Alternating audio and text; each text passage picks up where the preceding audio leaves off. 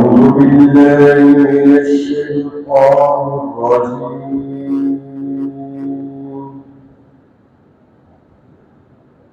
بسم الله الرحمن الرحيم.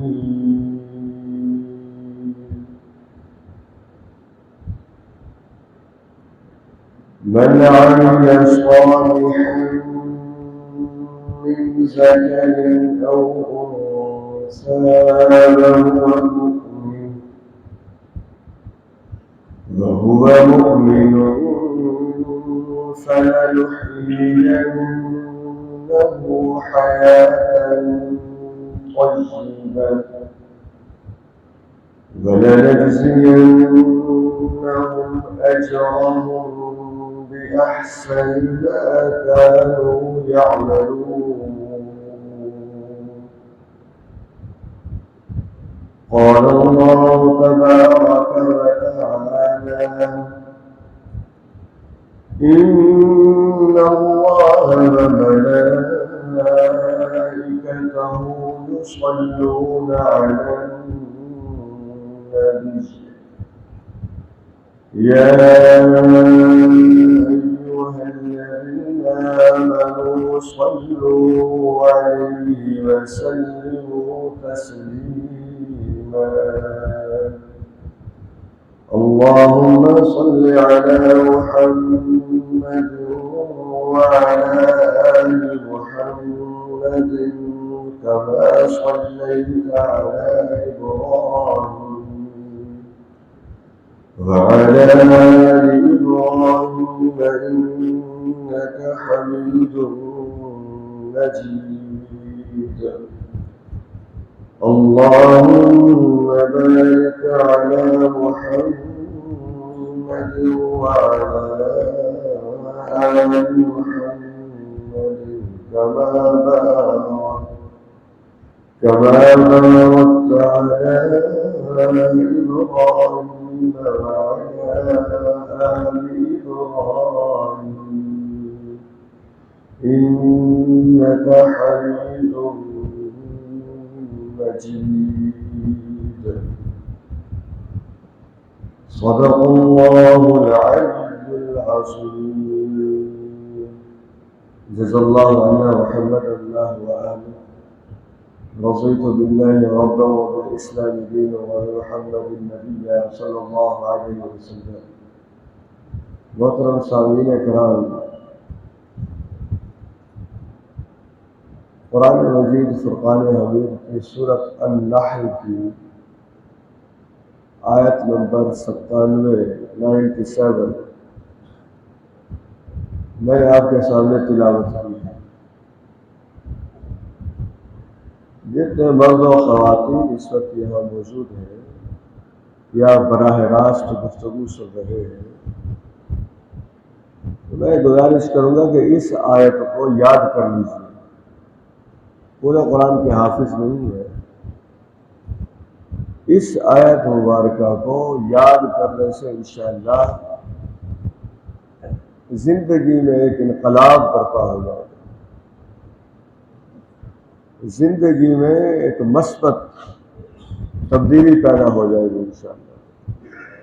पारा नंबर 14, सूरत का नाम है अन-नहल और आयत का नंबर है 97। इस आयत को जरा दोबारा सुनिए। मन अमिल सालिहन मिन ज़करिन औ उन्सा वहुवा मुअमिनुन फलनुहयियन्नहु हयातन तय्यिबा वलनजज़ियन्नहुम अजरहुम बिअहसनि मा कानू यअमलून। अल्लाह तबारक व तआला ने इरशाद फरमाया, जो भी नेक काम करे, मर्दों में से है या औरतों में से है, बस ये है कि वो ईमान वाला हो। फरमाया हम उसे پاکیزہ زندگی عطا فرماتے ہیں۔ اس ترجمے کو پھر سن لیجئے، اگر کسی کے پاس پاکیزہ زندگی نہیں ہے، مرد ہے یا عورت ہے، وہ سمجھ لے وہ اللہ تبارک و تعالیٰ کے پسندیدہ افراد میں شامل نہیں ہے۔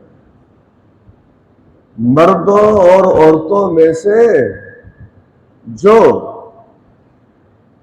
اچھے کام کرتا ہے، شرط یہ ہے کہ وہ ایمان والا ہو۔ ہمارے ہاں بعض لوگ یہ سوال کرتے ہیں کہ دنیا کے فلاں سائنسدان نے انسانیت کو اتنا فائدہ پہنچایا، تو کیا انسانیت کو اتنا زیادہ فائدہ پہنچانے والے غیر مسلم سائنسدان کی اللہ تبارک و تعالیٰ کے ہاں کوئی اہمیت ہے، کوئی مقام ہے، جنت میں کوئی جگہ ہے یا نہیں ہے؟ اب اس کا جواب دینے سے پہلے اپنی رائے کو ایک طرف رکھیے۔ سب سے پہلے تو خود اللہ تبارک و تعالیٰ کا حکم، اللہ تبارک و تعالیٰ کا کلام کیا کہتا ہے اس بارے میں؟ تو یوں سمجھ لیجئے، اللہ تبارک و تعالیٰ نے بالکل واضح انداز میں فرما دیا کہ مردوں اور عورتوں میں سے جس نے نیک کام کیے، اچھے کام کیے، لیکن شرط یہ ہے کہ وہ ایمان والا ہو، اسے ہم اچھی اور پاکیزہ زندگی عطا فرماتے ہیں۔ اس کا مطلب یہ ہے کہ کوئی غیر مسلم ایسا نہیں ہے جسے اللہ تبارک و تعالیٰ پاکیزہ زندگی عطا فرمائے۔ اب اس میں کچھ لوگوں کو حیرت ہوتی ہے، لیکن ہمیں پھر ان لوگوں پر حیرت ہوتی ہے جو اس قسم کی سوچ رکھتے ہیں۔ وجہ اس کی یہ ہے، کسی نے کوئی چیز ایجاد کی ہے تو اس نے جس صلاحیت کا استعمال کیا ہے وہ اللہ تبارک و تعالیٰ کی عطا کردہ ہے۔ انسانی عقل، انسانی دماغ، سوچنے سمجھنے کی صلاحیت، یہ اللہ تبارک و تعالیٰ کے علاوہ کوئی عطا کرنے والا نہیں ہے۔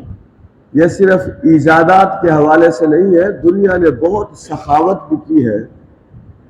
عرب میں نبی اکرم صلی اللہ علیہ وسلم کی پیدائش سے پہلے ایسے لوگ بھی موجود تھے جو لوگوں کی مہمان نوازی کے لیے روزانہ 100 اونٹ ذبح کر دیا کرتے تھے۔ حضرت عائشہ رضی اللہ تعالی عنہا نے پوچھا تھا کہ اللہ کے رسول صلی اللہ علیہ وسلم یہ بتائیے، فلاں شخص کو اللہ تبارک و تعالیٰ اس کی مہمان نوازی اور سخاوت کی وجہ سے جنت میں کوئی مقام عطا فرمائیں گے؟ نبی اکرم صلی اللہ علیہ وسلم نے فرمایا نہیں، اس نے کسی ایک دن بھی اللہ تبارک و تعالیٰ کی وحدانیت کی گواہی نہیں دی تھی، اللہ تبارک و تعالیٰ کے ایک ہونے کی گواہی نہیں دی تھی۔ اس لیے ہمیں ان موضوعات پر گفتگو کرنے سے پہلے قرآن اور سنت کے احکامات کو سمجھ لینا نہایت ضروری ہے۔ اور یہ بھی سمجھ لیجئے، یہ جو نیک عمل ہوتا ہے یہ وہ عمل نہیں ہوتا جسے ہم خود نیک کہہ دیں تو وہ نیک عمل بن جائے گا، ایسا نہیں ہے۔ مثلا بعض اوقات ہمارے ہاں ننگے پیر چلنے کو نیک عمل سمجھا جاتا ہے۔ جوتے بھی ہیں لیکن اس کے باوجود ننگے پیر پہ چل رہا ہے، سواری بھی ہے لیکن اس کے باوجود کوئی پیدل چل رہا ہے۔ اب جب پوچھا جائے تو یہ کہا جاتا ہے کہ ہم نے منت یہ مانی ہے، ہم نے نظر یہ مانی ہے کہ فلاں مقام سے فلاں مقام تک پیدل چلنا ہے، اور اسے نیک عمل سمجھا جاتا ہے۔ میں مسجد کی بات نہیں کر رہا، عمومی بات کر رہا ہوں۔ سڑک پر کسی ایک جگہ سے دوسری جگہ تک جانے کے لیے اب اس میں بھی یہ عمل نیک ہے یا نہیں ہے، نہ میری رائے کی اہمیت ہے نہ آپ کی رائے کی کوئی اہمیت ہے، اہمیت ہے قرآن کی اور اہمیت ہے نبی اکرم صلی اللہ علیہ وسلم کے فرمان۔ ایک مرتبہ حضور اکرم صلی اللہ علیہ وسلم کے سامنے ایک شخص پیدل جا رہا تھا، حالانکہ سواری اس کے ساتھ موجود تھی۔ تو آپ نے اس کے بیٹوں سے پوچھا کہ یہ شخص پیدل کیوں جا رہا ہے اور یہ ننگے پیر کیوں جا رہا ہے؟ انہوں نے کہا جی انہوں نے منت مانی ہے کہ بیت اللہ جب جانا ہے تو پیدل جانا ہے، سواری پر سوار نہیں ہونا۔ تو اللہ کے رسول صلی اللہ علیہ وسلم نے فرمایا اللہ تبارک و تعالیٰ اس عمل کو نیک نہیں سمجھتے، نہ اللہ تبارک و تعالیٰ کو اس کے پیدل چلنے کے حوالے سے کوئی حاجت ہے اور کوئی ضرورت ہے۔ تو یہ اپنی طرف سے نیکی گھڑ لینا اور اپنی طرف سے کسی چیز کو نیک سمجھنا، یہ بنیادی بات۔ مثلا دیکھیے جمعے کی 2 رکعتیں ہیں، ہم اب اپنے طور پہ یہ فیصلہ کریں کہ اس میں ہم اضافہ کر دیتے ہیں، 2 کی بجائے 3 کر دیتے ہیں، تو وہ 3 کی 3 رکعتیں باطل قرار پائیں گی۔ وجہ اس کی یہ ہے ان 3 رکعتوں کے پیچھے نہ قرآن کی دلیل موجود ہے نہ نبی اکرم صلی اللہ علیہ وسلم کی دلیل موجود ہے۔ بڑا مشہور واقعہ ہے، میں پھر یہ سمجھانے کی کوشش کر رہا ہوں، نیکی وہ نہیں ہے جو ہم اپنی طرف سے گھڑ لیں کہ اسے نیکی ہے۔ آپ کے لیے یہ حیرت کی بات ہوگی، ہمارے ملتان میں گورنمنٹ کالج میں، کالج کا نام میں خود جان بوجھ کر نہیں بتا رہا، 19 گریڈ کے ایک انگلش کے پروفیسر ہیں، تو وہ مجھ سے کہنے لگے یہ بچوں کی شادیوں پر جو مہندی کی رسم ہوتی ہے، تو عبدالصمد صاحب یہ بتائیے اس مہندی کی رسم پر کتنا ثواب ہوتا ہے؟ میں نے کہا مجھے آپ کا سوال سن کر حیرت ہو رہی ہے، ایک چیز کو آپ رسم قرار دے رہے ہیں، نہ قرآن کا حکم ہے نہ سنت کا حکم ہے، اور آپ مجھ سے یہ پوچھ رہے ہیں کہ اس مہندی کی رسم پر کتنا ثواب ہوتا ہے۔ وجہ اس کی یہ ہے ہم لوگوں نے جو کام اپنی طرف سے شروع کیے ہوئے ہیں ہم اسے بھی دین کے اندر شامل کیے ہوئے ہیں۔ ہم یہ سمجھتے ہیں کہ شاید یہ سارے کام اللہ اور اس کے رسول کے پسندیدہ ہیں۔ رمضان المبارک اصل میں یہی پیغام سمجھانے کے لیے آیا تھا کہ اللہ تبارک و تعالیٰ جو پابندیاں عائد کریں ان پابندیوں کو قبول کر لو ہمیشہ کے لیے۔ دیکھیے سارا سال دن کے کسی بھی حصے میں نہ پانی پینا حرام ہے، نہ ہی کھانا کھانا حرام ہے، نہ اپنی بیوی کے ساتھ جسمانی تعلقات قائم کرنا حرام ہے۔ اسلام تو کوئی پابندی عائد نہیں کرتا پورا سال سوائے رمضان المبارک کے مہینے کے۔ اب وجہ کیا ہے اس کی، لوگوں کو کیا سمجھانا مقصود ہے؟ اللہ کرے کہ ہم سمجھ جائیں، پاکستانی قوم سمجھ جائے، امت مسلمہ سمجھ جائے۔ علماء نے لکھا ہے یہ سمجھانا مقصود ہے کہ لوگوں جو ایمان لائے ہو، جب تم ایک مہینے اپنے پروردگار کو خوش کرنے کے لیے، اسے راضی کرنے کے لیے، اس کی خوشنودی کو حاصل کرنے کے لیے، اس کا قرب حاصل کرنے کے لیے، اس کے انعامات کو حاصل کرنے کے لیے، اس کی سزاؤں سے بچنے کے لیے، اس کی حرام کردہ اشیاء کو اپنے لیے صبح صادق سے لے کر غروب آفتاب تک حرام کر لیتے ہو اور اس پر تمہارا مقام بن جاتا ہے، تو پھر یہ کیوں نہیں ہوتا کہ جو اس نے مستقل چیزیں حرام کی ہیں تم انہیں مستقل طور پر حرام کیوں نہیں سمجھتے؟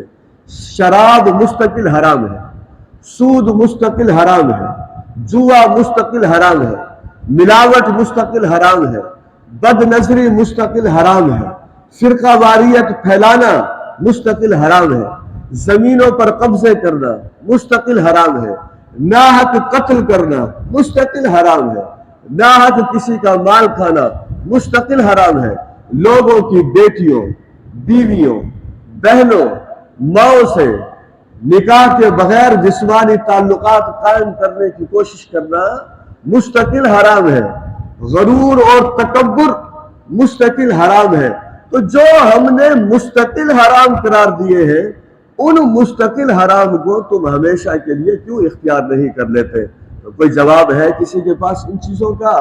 کہ ایک مہینے کے لیے جو رب نے قوانین بنائے تھے وہ بھی آپ دیکھیے، جو تینوں چیزیں دن کے وقت حرام تھی، رمضان مبارک کی راتوں میں تینوں چیزوں کو حلال کر دیا گیا ہے۔ تو یہ پیغام تھا ہمارے لیے کہ رب کے حرام کردہ اشیاء کو حرام سمجھو، رب کے حلال کردہ اشیاء کو حلال سمجھو۔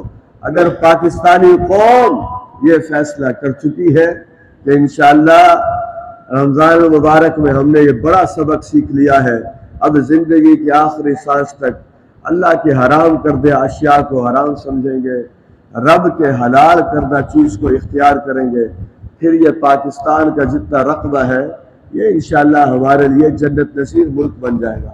میں یہ عرض کر رہا تھا، نیکی وہ نہیں ہے جو انسان خود اپنی طرف سے گھڑ لے یا خود اپنی طرف سے اختیار کر لے۔ 3 صحابہ تھے، بڑی زبردست انہوں نے منصوبہ بندی کی تھی، اور وہ منصوبہ بندی نبی اکرم صلی اللہ علیہ وسلم کے سامنے جب ظاہر ہوئی تو آپ نے تینوں صحابہ کو اپنے پاس بلا لیا۔ ایک صحابی نے فیصلہ کیا تھا کہ آج کے بعد میں ساری رات سوؤں گا نہیں، ساری رات جاگوں گا۔ اب بظاہر تو ایسے محسوس ہوتا ہے کہ ساری رات جاگنا، اللہ کی عبادت کرنا بڑا ہی نیک کام ہے۔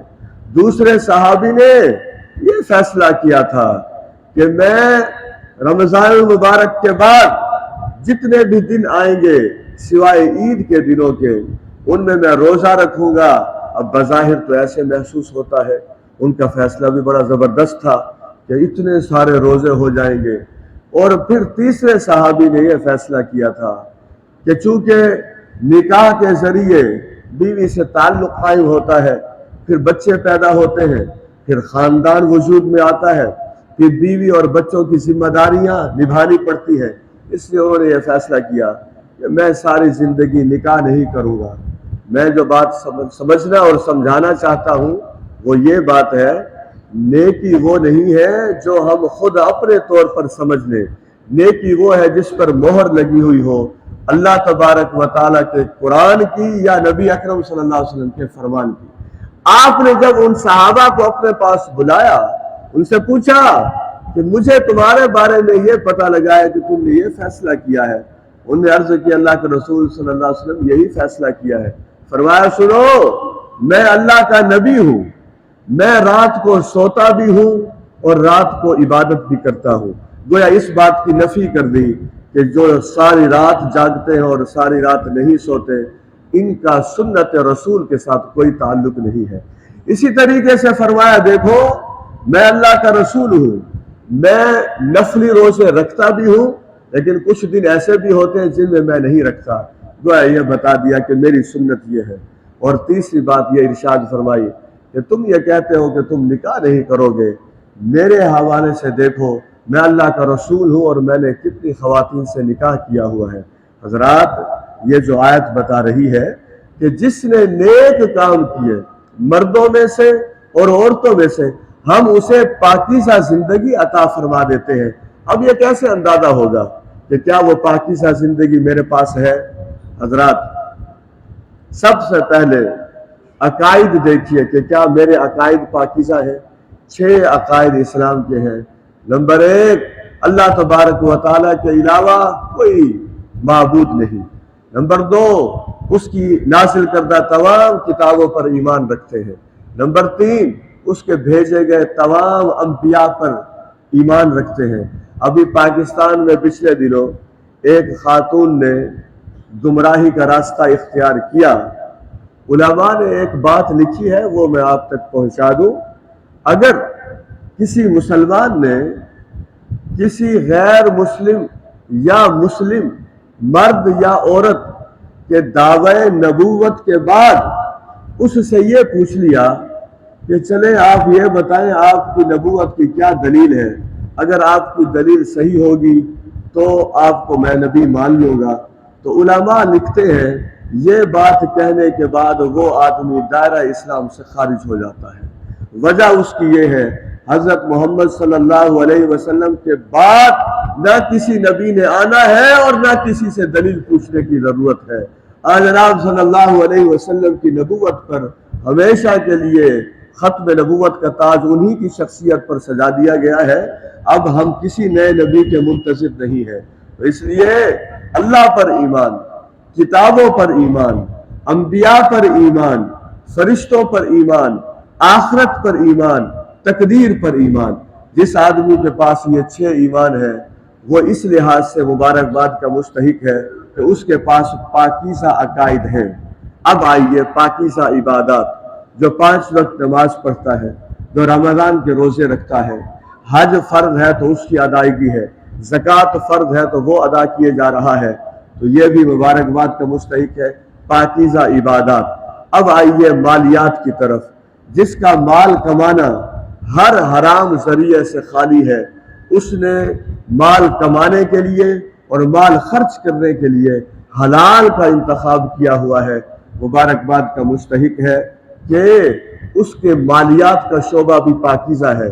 اب آئیے اخلاقیات کی طرف، جو دوسرے لوگوں پر مذاق مسخری نہیں کرتا، جو دوسرے لوگوں کو برے ناموں سے نہیں پکارتا۔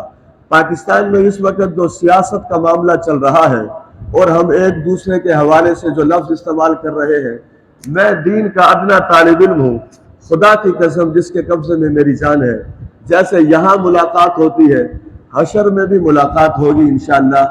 وہاں آپ دیکھیے گا جو لوگ اپنے مخالف لوگوں کے لیے اخلاق سے گرے ہوئے الفاظ استعمال کرتے ہیں، قیامت کے دن وہ انشاءاللہ اللہ کی نظر سے گر چکے ہوں گے۔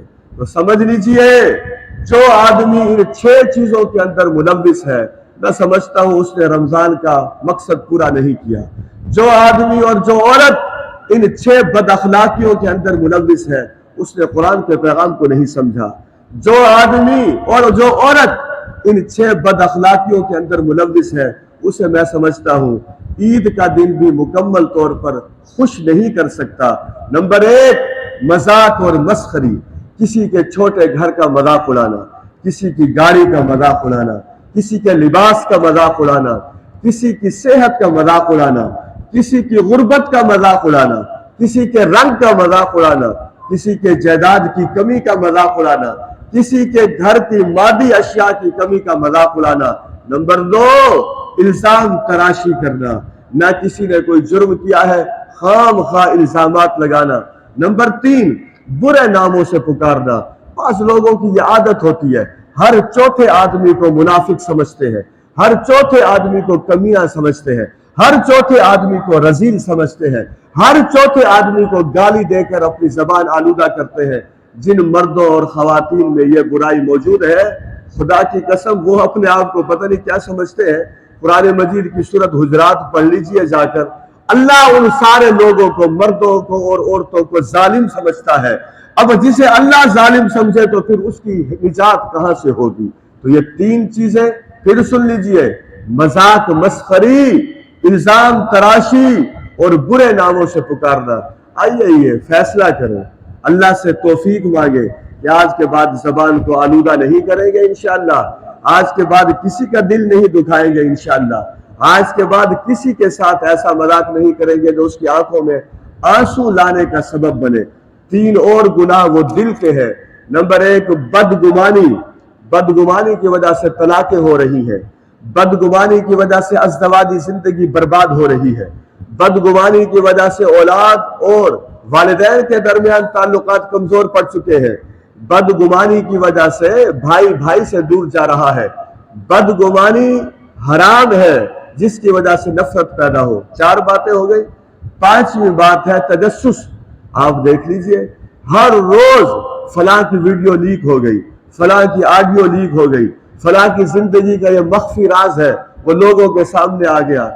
آپ یقین جانیے یہ حدیث سناتے ہوئے مجھے خوشی محسوس ہوتی ہے، اور میں اس لیے سنا رہا ہوں کہ جتنے بھائی اور بہنیں یہاں تشریف لائے ہیں، رمضان المبارک کی آخری ساعتیں ہیں، آخری جمعۃ المبارک ہے، یہ توفیق مانگے کہ اللہ کے گھر میں بیٹھ کر انشاءاللہ وہ حدیث یہ ہے کہ قیامت والے دن اللہ تبارک و تعالیٰ ایک آدمی کو اپنے پاس بلائیں گے، وہ اللہ کے قریب جائے گا، اللہ تبارک و تعالیٰ اس کے گناہ اسے یاد دلوائیں گے، فلاں دن تم نے یہ گناہ کیا تھا، فلاں دن یہ گناہ کیا تھا، فلاں دن یہ گناہ کیا تھا۔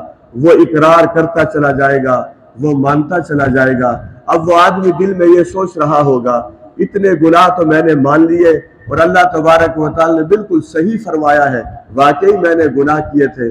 اب وہ یہ سوچ رہا ہوگا کہ اب اس کے بعد مجھے جہنم میں بھیج دیا جائے گا، لیکن اس کی اس سوچ کے برعکس اللہ تبارک و تعالی اس سے فرمائیں گے، سنو یہ سارے گناہ تم نے کیے تھے؟ وہ کہے گا میں نے کیے تھے۔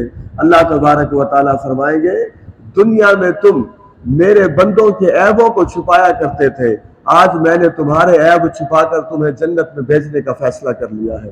اس لیے میرے بھائیوں یہ فیصلہ کر کے جائیے، ہم انشاءاللہ کسی کی عزت کو نیلام نہیں کریں گے انشاءاللہ۔ نبی اکرم صلی اللہ علیہ وسلم کی کتنی حدیثیں ہیں اس موضوع پر۔ آپ نے فرمایا اگر کسی نے کسی کی خامی کو دیکھا اور اسے نظر انداز کر دیا، اس کی اصلاح کرنے کی کوشش کی، اسے چھپا لیا، اتنا بڑا ثواب ہے جیسے اس نے کسی گڑھے میں زندہ دفن کی گئی بچی کو اس گڑھے سے نکال کر زندگی دے دی۔ اسے دیکھیے اس چیزوں کی طرف آئے تو ایسا تجسس اور ایسے برائیوں کو پھیلانا جس سے دوسروں کو اصلاح کی بجائے ذلیل کرنا مقصود ہو، یہ بھی حرام ہے۔ اور چھٹی چیز وہ ہے غیبت، عدم موجودگی میں کسی کا برائی کے ساتھ تذکرہ کرنا۔ یہ چہرہ اللہ ہم سب کے چہروں کو منور رکھے، یہ سینہ اللہ اس کے اندر برکتیں عطا فرمائے۔ یہ حدیث سناتے ہوئے خوف بھی آتا ہے لیکن ہے حقیقت۔ ہم میں سے کوئی مرد اور عورت ایسا نہ ہو قیامت والے دن اسے یہ سزا بھگتنی پڑے۔ خصوصاً خواتین ناراض نہ ہو تو سن لیجئے، روزہ رکھنا آسان ہے، نماز تراویح پڑھنا آسان ہے، جمعے کے لیے اور عید کے لیے مسجد میں آنا آسان ہے، اور رمضان المبارک میں کئی مرتبہ قرآن مجید ختم کرنا آسان ہے، لیکن میری بہنوں اپنی زبان کو غیبت سے روکنا بڑا مشکل کام ہے۔ اپنی زبان کو غیبت سے روکنا بڑا مشکل کام ہے۔ خوش نصیب ہے وہ عورتیں، خوش نصیب ہے وہ مرد جن کی زبان لوگوں کی برائی سے آلودہ نہیں ہوتی۔ نبی اکرم صلی اللہ علیہ وسلم کی دو احادیث سننے کے بعد کون غیبت کر سکتا ہے؟ نبی اکرم صلی اللہ علیہ وسلم نے فرمایا غیبت زنا سے بھی زیادہ شدید گناہ ہے۔ صحابہ نے عرض کیا زنا سے بھی زیادہ شدید گناہ ہے؟ فرمایا ہاں، زنا اگر کوئی کرتا ہے اللہ چاہے گا تو معاف کر دے گا، لیکن غیبت جس کی جائے گی قیامت والے دن جب تک وہ معاف نہیں کرے گا اس وقت تک اللہ معاف نہیں کریں گے۔ مجھے بتائیے کیا حشر کے میدان میں لوگ ہمیں معاف کر دیں گے؟ لوگ ہمیں کہاں معاف کریں گے؟ وہ کہیں گے ہم بھی انتظار میں ہیں، تم بھی انتظار میں رہو۔ اس لیے اپنی زبانوں کو غیبت سے روکیے۔ اور دوسری جو سزا ہے جس کا احادیث میں تذکرہ ملتا ہے، غیبت کرنے والوں کو لوگوں کی عدم موجودگی میں ان کی برائیوں کا تذکرہ کرنے والوں کو، ان برائیوں کا تذکرہ جو ان کے اندر موجود ہیں ان کا تذکرہ کرنے والے لوگوں کو قیامت والے دن تانبے کے ناخن دیے جائیں گے۔ تانبے کے ناخن دینے کے بعد انہیں کہا جائے گا ان ناخنوں سے اپنے سینے کو بھی چھلنی کرو اور اپنے اسی چہرے کو بھی نوچ ڈالو، اور ایسی سخت سزا سے اللہ ہم سب کو محفوظ فرمائے۔ میں جانتا ہوں کہ وقت 2-3 منٹ ابھی آگے ہو رہے ہیں، لیکن میں حکمت کی بات آپ تک پھر پہنچانا چاہتا ہوں۔ خدارا ان 6 برائیوں سے ہم سب بچ جائیں۔ مذاق مسخری حرام، الزام تراشی حرام، برے نام سے پکارنا حرام، بدگمانی جو حقیقت پر مبنی نہ ہو حرام، ایسا تجسس جس سے فساد برپا کرنا مقصود ہو حرام، اور غیبت حرام۔ تو جو پاکیزہ زندگی ملتی ہے، پاکیزہ عقائد، پاکیزہ عبادات، پاکیزہ مالیات، پاکیزہ اخلاق، اور سب سے آخر میں سارا کچھ پاکیزہ ہو، ایک چیز پاکیزہ نہ ہو تو سارا کچھ ختم ہو جائے گا۔ آج لوگ افطاری کروائیں، کل آپ رشتہ داروں کی دعوت کروائیں، اچھی بات ہے، دعوت کریں اور دعوت کے لیے بلائیں، دعوت کے لیے جائیں، محبتوں کو عام کریں، لیکن خدا کی قسم جس کے قبضے میں ہم سب کی جان ہے، اگر یہ سارے کام اللہ کی خوشنودی کے لیے نہیں کریں گے تو پھر یہ سارے کام بیکار ہو جائیں گے۔ تو سن لیجئے انما الاعمال بالنیات، اعمال کا دار و مدار نیتوں پر ہے۔ جس کی نیت ٹھیک ہوگی اس کی پاکیزہ زندگی اور زیادہ منور ہو جائے گی۔ اللہ نے فرمایا جو نیک کام کرتا ہے مردوں میں سے اور عورتوں میں سے، ہم اسے دنیا میں پاکیزہ زندگی عطا فرما دیتے ہیں۔ گویا رمضان ہم سب کو پاکیزہ کرنے کے لیے آیا تھا، قرآن ہم سب کو پاکیزہ کرنا چاہتا ہے۔ اور آخرت میں کیا ہوگا؟ فرمائے ان کے اچھے اعمال کا آخرت والے دن ہم انہیں بہترین اجر عطا فرمائیں گے۔ دعا سے پہلے دعا کر لیتے ہیں، پروردگار ہم سب کو پاکیزہ زندگی عطا فرما۔ رب ذوالجلال والاکرام جن خوش نصیبوں کو ان کے اعمال قبول کر کے آخرت والے دن آپ بہترین اجر عطا فرمائیں گے، پروردگار جتنے مرد و خواتین یہاں موجود ہیں سب کو ان خوش نصیب لوگوں میں شامل فرما دے۔ اے اللہ امت مسلمہ کو شامل فرما دے۔